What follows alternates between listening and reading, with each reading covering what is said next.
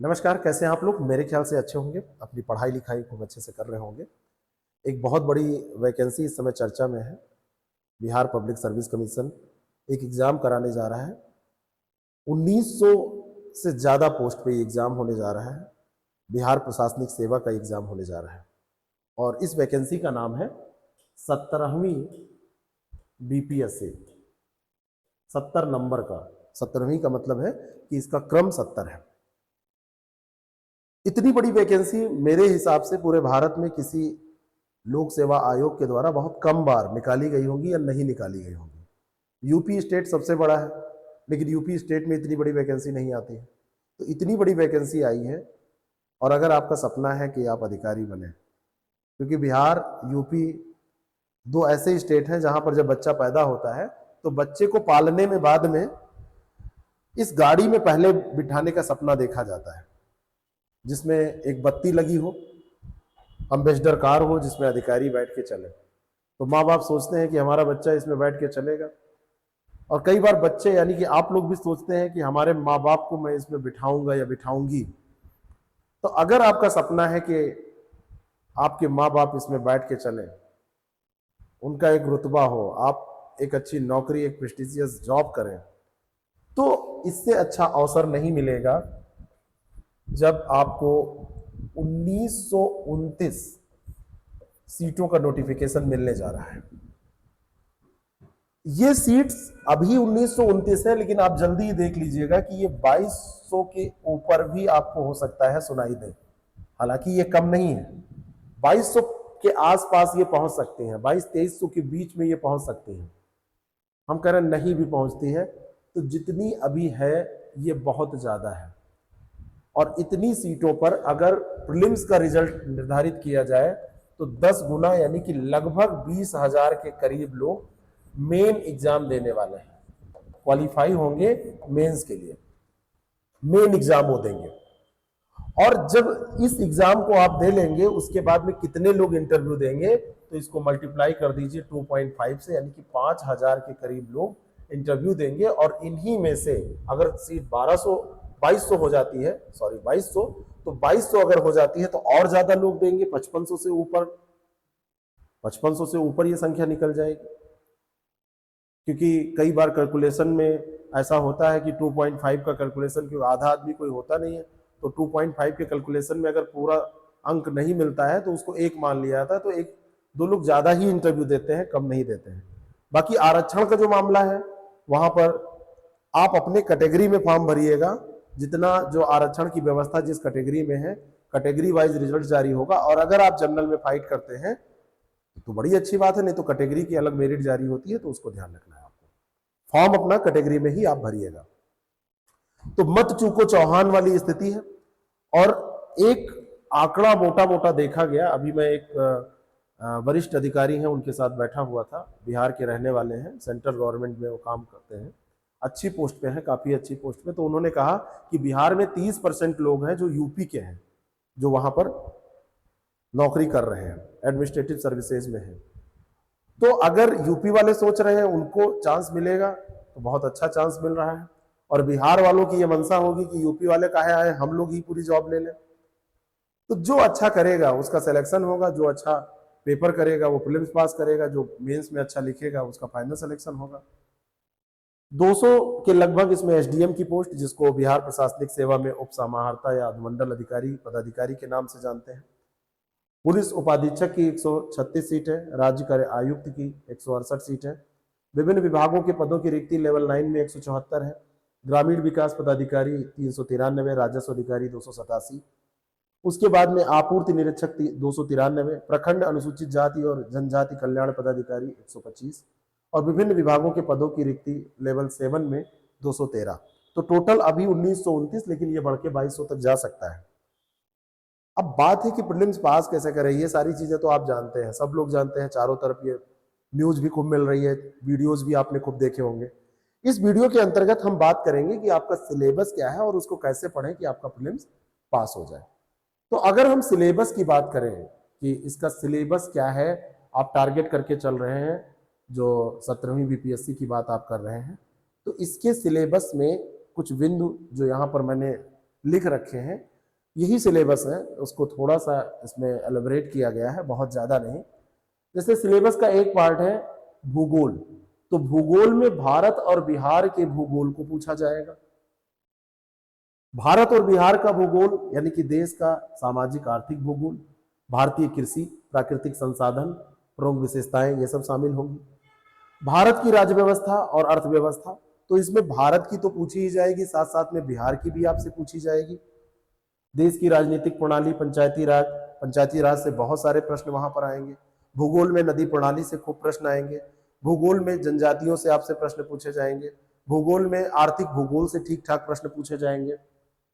भारतीय योजना बिहार के संदर्भ में खास तौर पर आपको पढ़ना है, और सामुदायिक विकास से संबंधित जो जानकारी है, ये सब भारत की राज्य व्यवस्था और बिहार की राज्य व्यवस्था के अंतर्गत आ जाएंगे।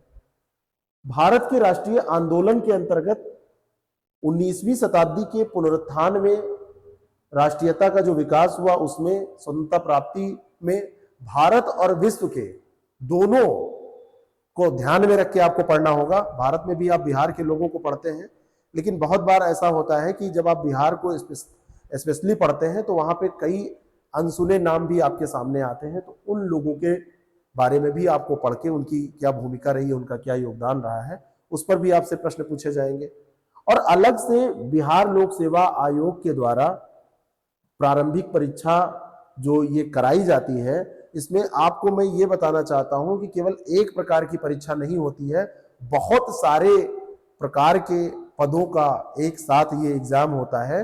तो यहाँ पर ये ध्यान रखिएगा कि यहाँ पर इसी कारण से जो प्रश्नों की प्रकृति है वो कई चीजों को कवर करते हुए अलग अलग जो सिलेबस के पार्ट है उनको पूछा जाता है। ठीक है, ठीक इसी तरीके से आप देखेंगे तो साइंस के सवाल आपसे पूछे जाएंगे। साइंस के सवालों में ठीक ठाक साइंस आपसे पूछी जाएगी। विज्ञान में जो बिहार का क्वेश्चन का स्तर है उसमें फंडामेंटल साइंस इस तरीके से आपसे पूछी जाती है, जो आप इंटर हाई स्कूल में पढ़ते हैं उसको डायरेक्टली ये लोग पूछ लेते हैं। जैसे अन्य आयोग में आप देखेंगे तो अप्लाइड साइंस पूछी जाती है, यहाँ पे फंडामेंटल साइंस भी आपसे पूछी जाती है। इन सारी चीजों को ध्यान में रखते हुए अगर देखा जाए तो क्या स्ट्रेटजी होनी चाहिए। और फिर दूसरा जो पोर्शन है करंट अफेयर का, करंट अफेयर्स में अगर आप पारंगत नहीं है तो पेपर पास करना भूल ही जाइए। आपसे करंट अफेयर के लगभग 25 से 30 सवाल पूछे जाएंगे, और करंट अफेयर किसी एक क्षेत्र से रिलेटेड नहीं होता है, वो तो सारे जीएस से रिलेटेड होता है। तो इसको तैयार करना है, और इस गाड़ी में खुद तो बैठना ही है, अपने मम्मी पापा को भी बिठाना है, माँ बाप को बिठा के घुमाना है, तो आपको एक अच्छी स्ट्रेटेजी चाहिए कैसे इसको पास करें, क्या होना चाहिए आपका तरीका पढ़ने का। तो इसके लिए हमको चलना पड़ेगा कि कहाँ से प्रश्न कितने पूछे जाते हैं। अगर ये चीज हम कर लें, ये जान लें, तो थोड़ा सा हमारे लिए अपना कह सकते हैं प्लान बनाना बड़ा आसान होगा। करंट अफेयर से लगभग 26 सवाल जो इसके पहले एग्जाम हुआ था उसमें पूछे गए थे। कितने सवाल? 26 सवाल। और इसमें सवाल बहुत कठिन नहीं होते हैं, कुछ एक सवाल इसमें कठिन थे, बाकी मॉडरेट टाइप के थे। आप कह सकते हैं कि बिल्कुल सामान्य सवाल उसमें थे, है ना। आप कर सकते हैं इसको। इसमें बिहार का भी करंट अफेयर कुछ होता है, कुछ राष्ट्रीय अंतर्राष्ट्रीय घटनाएं होती हैं। सामान्यतः ऐसे ही प्रश्न होते हैं जो सामान्य करंट अफेयर जिसको आप बोलते हैं। जनरल साइंस के 23 क्वेश्चन यानी कि 150 क्वेश्चन का आपका पेपर होता है। 2 घंटे का ये पेपर होता है। 150 ये क्वेश्चन आपसे पूछे जाते हैं, और जो टाइम दिया जाता है वो 120 मिनट दिया जाता है।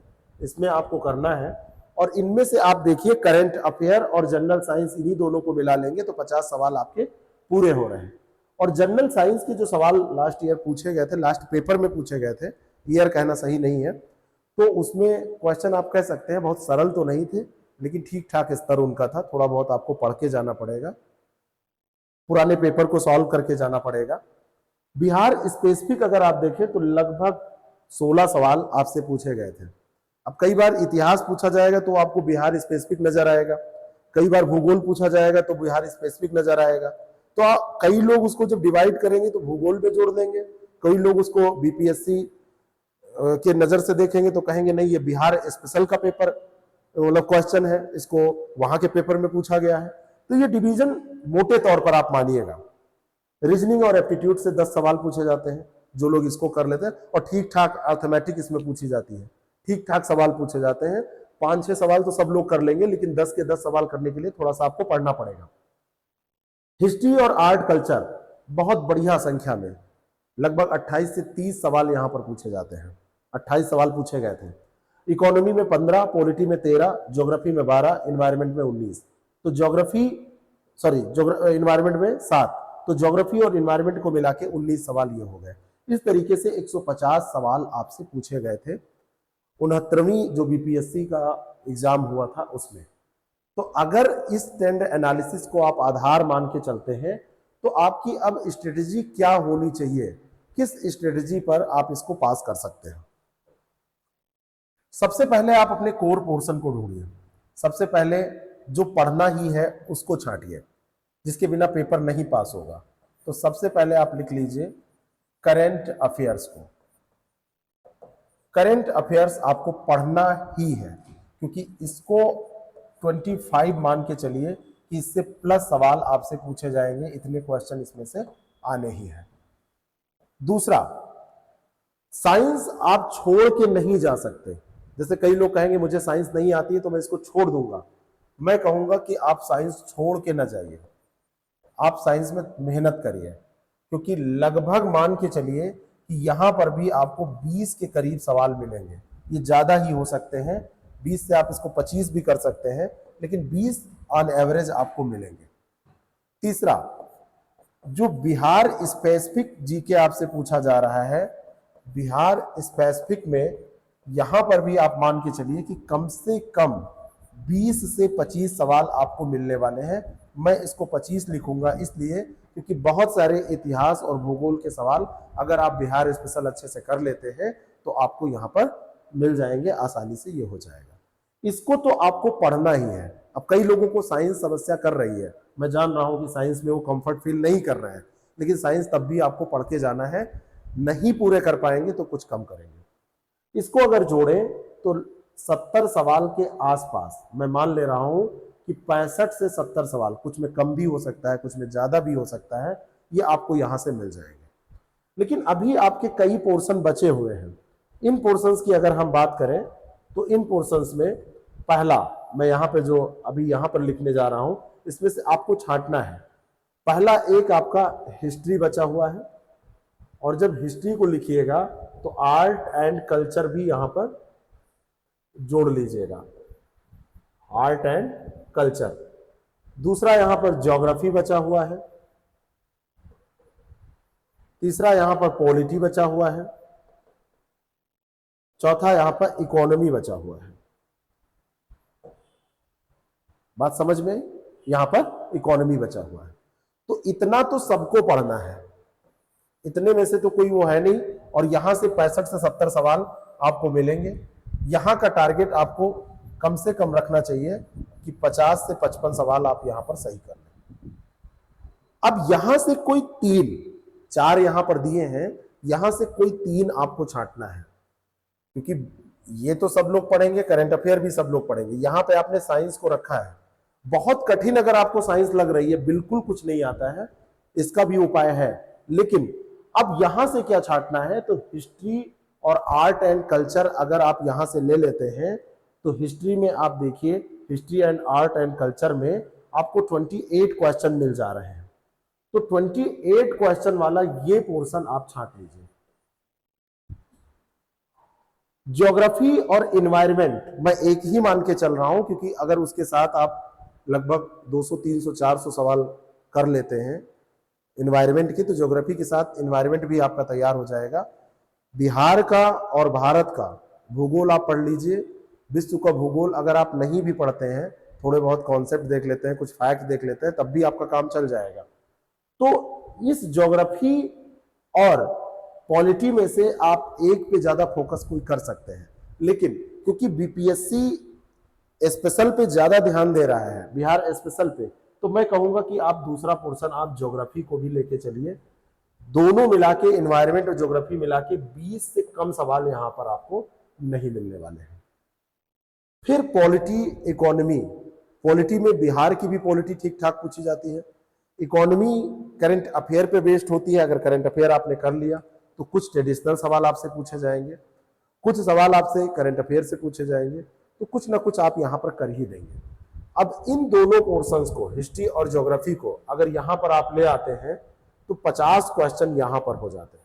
इन 50 में से भी आप टारगेट करिए कि 40 से 50 के बीच में आप सही करिए, यानी कि 55 क्वेश्चन आपने पहले कर लिए, 50 से 55, और यहाँ पर भी आपको कम से कम टारगेट रखना है कि इस पोर्शन में से भी 40-45 सवाल 50 में से आपको सही करने हैं, क्योंकि ये कोर पोर्शन है। बाकी इकोनॉमी बचा, कुछ जीके टाइप के सवाल होते हैं उनको, कुछ आप मान के चलिए कुछ मिसलेनियस सवाल आपसे ऐसे पूछे जाते हैं जो जनरल अवेयरनेस के सवाल होते हैं, जीके से थोड़े से टफ भी होते हैं। तो इन सारे सवालों को मिला के कुछ तो आप सही करेंगे ही, और नंबर ऑफ सीट्स ठीक ठाक है, सारा कुछ अगर सब कुछ सही रहा, बहुत सरल पेपर नहीं आया, तो 100 पहुंच के इसमें सिलेक्शन हो जाएगा। 100 क्वेश्चन अगर आप कर लेंगे तो सिलेक्शन हो जाएगा। दूसरी बात एक यहाँ आपको हमको ये बतानी थी कि यहाँ पर इस बार निगेटिव मार्किंग भी है, और निगेटिव मार्किंग का मतलब ये होता है कि यहाँ पर संभल के आपको चलना पड़ेगा, है ना। निगेटिव मार्किंग में कैसी निगेटिव मार्किंग होगी? ये मार्किंग होगी आपकी 1/3 -1/3। अगर एक सवाल आपका गलत हो जाता है तो 1/3 मार्क्स आपके कट कर लिए जाएंगे। आपको इसके लिए भी तैयार रहना है, मेंटली प्रिपेयर रहना है, क्योंकि अभी तक निगेटिव मार्किंग नहीं होती थी तो कट ऑफ ज्यादा जाता था। इस कारण से भी टारगेट आपको बहुत बड़ा बढ़ाना नहीं पड़ेगा, सावधानी बहुत ज्यादा बढ़ानी पड़ेगी।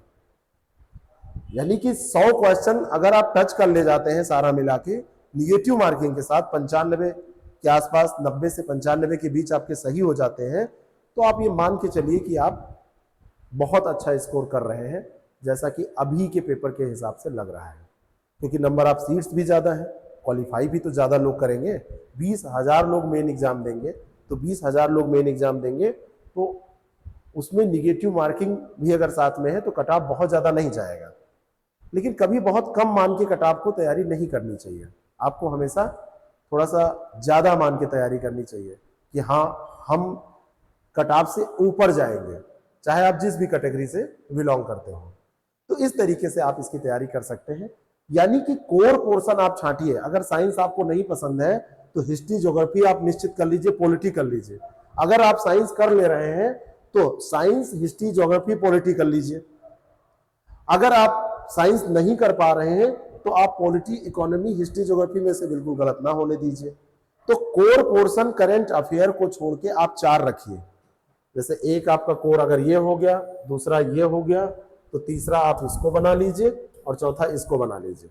अगर ज्योग्राफी की जगह आप रिप्लेस करके पॉलिटी रखना चाहते हैं तो कर लीजिए, 2-4 सवालों का ही अंतर आएगा, इसमें भी आप पास कर सकते हैं।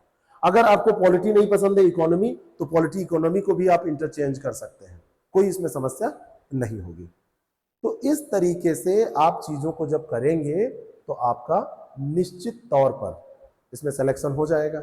इसके लिए आपको करनी पड़ेगी प्रैक्टिस। आप खूब ज्यादा प्रैक्टिस करिए, आप इतनी ज्यादा प्रैक्टिस करिए कि सवाल जितने भी गलत हो रहे हैं उनको घर पे ही गलत कर लीजिए। टेस्ट सीरीज करिए, इसकी टेस्ट सीरीज हम लोग भी शुरू करेंगे, बहुत ही कम पैसे में आपको बहुत ज्यादा टेस्ट देने वाले हैं। निगेटिव मार्किंग के साथ आपको पोर्टल पे भी मिलेगा, रिजल्ट भी पूरा उसका अच्छे से होगा, पीडीएफ भी आपको मिल जाया करेगा।